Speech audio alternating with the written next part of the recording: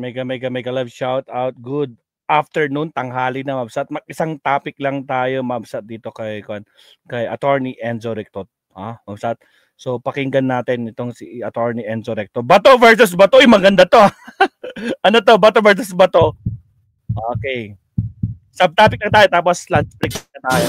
Enzo Recto, kalaban ang katiwalian at kasinungalingan, kakampi sa katotohanan at kabutihan. The longer I stay, the heavier that burden grows on me, on this house, and on the president I've always sought to support.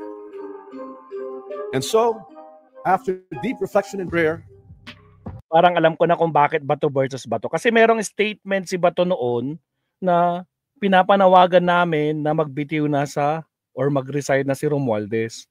Tapos ngayon, magtataka si Bato, bakit kayo nag-resign si Romualdez? Bato versus Bato. Yung statement niya noon, iba yung statement niya ngayon. Mukhang alam ko na anong magiging kakalabasan ng topic ni attorney dito. Sige, tuloy. I have made a decision today with a full heart and a clear conscience. I tender my resignation as Speaker of the House of Representatives. I do this so that the Independent Commission on Infrastructure may pursue its mandate freely and fully, without doubt, without interference, without undue influence. Walang pipigil, walang makikialam. Let the truth emerge and let justice be done. Narakan ko tayo. Again guys, sa mga bagong pasok, shoutout sa naiwang 200 plus. Huwag kalimutan mag-like and subscribe. Salamat mga kabsat. Tuloy. What comment do you want to hear? Any statement? Any comment? Yes, sir. You think it would be for the better? Nababa na si Speaker mo? Napalitan mo siya? Ano ba siya? Bumaba? O nag-resign siya? Is that a sign of guilt? Bakit siya nag-resign? Bakit daw siya nag-resign? Is this a sign of guilty na ba siya pag nag-resign? Ha? Sign of guilt ba? Guilt about what? About the accusation. About problema natin. Minsan guys, nakakatawa, pag ini-interview itong si Bato, iba-iba yung statement, Mabsat, no? Talaga mapapatawa kasi yung takbo ng utak niya, kakaiba talaga. Sa flood control. Ganito, kung anong, bakit siya nag-resign. Grabe mga bossing. Parang teleserye na naman ang eksena sa politika. Nag-resign si House Speaker Martin Romualdez at ang unang bumida sa kamera ay walang iba kundi si Senador Bato de la Rosa. Imbes na maglabas ng solidong punto, ito agad ang tanong niya, is that a sign of guilt? Aba, parang barbero sa kanto lang kung magbigay ng opinyon. Puro hinala. Wala kang laman. Sabi ko nga, every time na may mag-interview, makikita mo talaga yung laman ng utak ni Bato. Walang laman. Walang pruweba. Kung tutuusin, hindi masama magtanong. Pero kapag galing kay Bato, automatic may halong panghuhusga. Parang yung teacher sa klase, na kahit tahimik ka lang, siya mismo ang nagtataas ng kilay at nagsasabing, may kalokohan ka. Ang problema, yung tanong niya hindi nakakatulong, kundi nagdadagdag lang ng intriga. At syempre, media-friendly na naman ang PEG. Para bang kahit anong isalpak niya, headline agad. Ang dating tuloy, hindi investigasyon ang habol, kundi exposure. Kasi kung gusto talaga ng kasagutan, bakit tanong lang ang kaya niyang ihulog sa publiko? Wala man lang sinabing ebidensya o konkretong basehan. Kaya eto na naman tayo mga bossing. Habang malinaw na ipinaliwanag ni Romualdez na nag-resign siya dahil sa delikadeza at para hindi maging sagabal sa trabaho ng Kamara, si Bato biglang sumausaw at ginawang misteryo ang malinaw na sagot. Parang may sariling script si Senador na taliwas sa eksena. Imbes na tanggapin ng rason, mas gusto niyang pasikatin yung tsismis. Tuloy, siya ang lumabas na trying hard na direktor ng drama na wala naman talagang twist. At saka, alam naman ni Bato kung bakit nag-resign si Romualdez.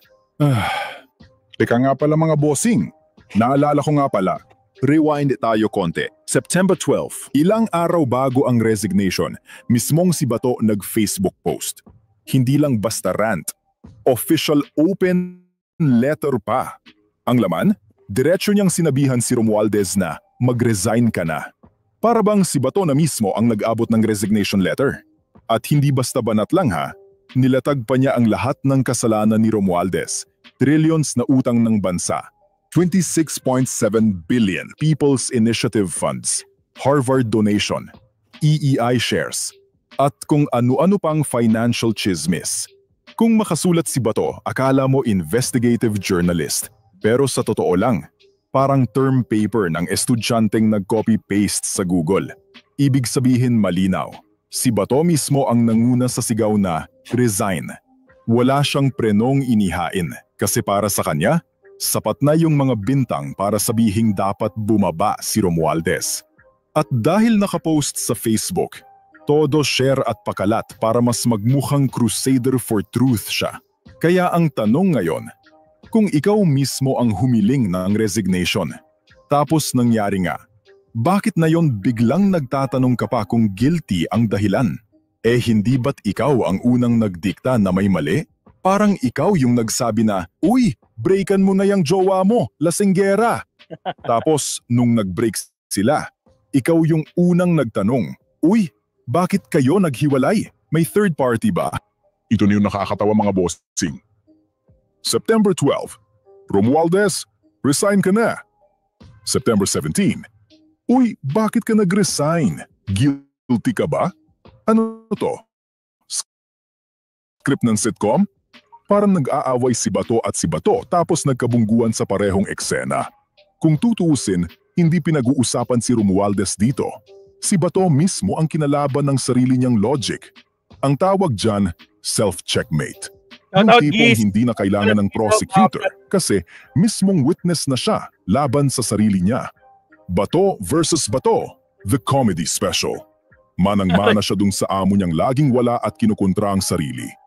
Ganon din ang BFF niyang senador din, mahilig mag-deny. Typical DDS pautot.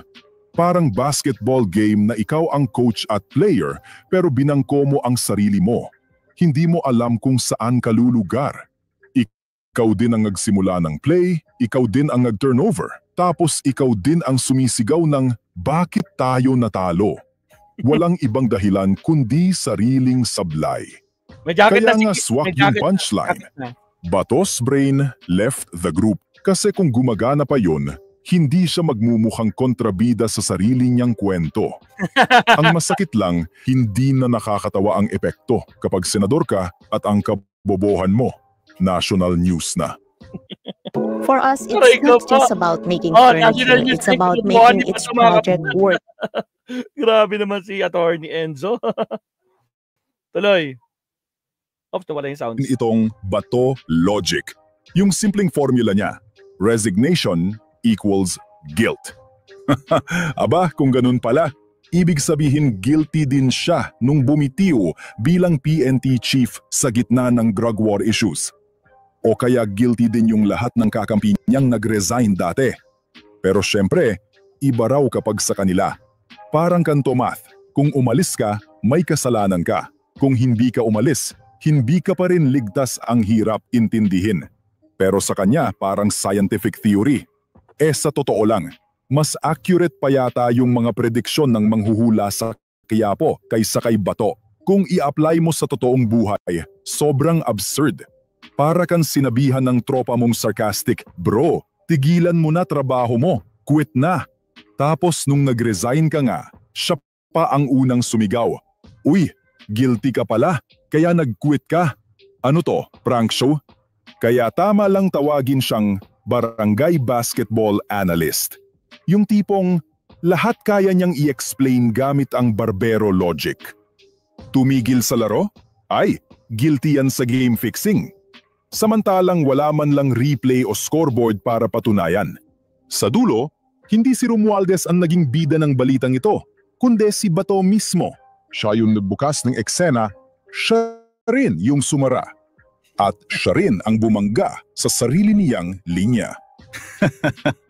Kung teleserye ito, Siya yung kontrabidang sinampal ng sarili niyang monologo. Kaya ang ending, hindi na natin alam kung sino ang pinapatamaan niya. Kasi habang todo banat siya kay Romualdez, siya mismo ang unang nagpatunay na wala siyang consistent na isip. Parang cellphone na naghahang sa gitna ng call. Yung kausap mo tuloy, iniwan sa ere. At dahil nga nasa spotlight siya, kitang-kita ng buong bayan ang kahinaan ng logic niya. Imbes na mapahiya si Romualdez, parang si Bato pa ang nagbigay ng comic relief. Yung tipong, senador ba ito? O stand-up comedian na pilit seryoso ang tono? Kaya mga bossing, tandaan natin. Sa laban ng politika, minsan hindi kalaban ang nakakasira sa'yo, kundi sariling dila mo. At sa kaso ni Bato, hindi na kailangan ng opponent. Siya na ang tumalo sa sarili niyang utak. Mic drop. Bunyog, bunyog, halika na kasama ka. Bunyog. Salamat, Attorney Enzo. Bato versus Bato talaga, mga kapsat. Ang Bato, sa langit, ang tamahan si Bato pa din, mga kapsat. Kamote talaga. Para tayo maasahan mo, ganyan talaga utak nila mga garapata, mga kapsat. Kamote. O siya, mga kapsat, so it's lunchtime. Mag-lunch muna tayo kasi ako, lalarga ako din sa Cantown. Titingnan ko yung nagrarally dito sa Baguio. Ilalive ko siya, papakita ko sa inyo mamaya-maya. Pero syempre mag-lunch muna tayo para naman may lakas tayo habang nandiyan tayo sa rally, mga mabsat, no?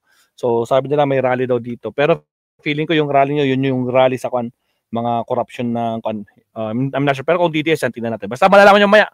Let's see kung ano magiging kalabasan. Again, maraming salamat, mabsat. Huwag kalimutan mag-like and subscribe at shoutout sa mga kasama natin. Diyan si VMP Rosimatsur, Ryan Niconese, Mami Piar, Tommy Seraforce, Rebecca Lagmay, Desert Spring, Sir Tony, Addictus Rex, si Giz, sino pa ba? Si Mintik, si VMP Romy, sino pa ba? Makwan, sino pa mga nandyan? Jenny Ramos, Maricel Orubio, sino pa ba? Sa lahat ng mga silent viewers natin, no? Shout out sa inyo, mga absat.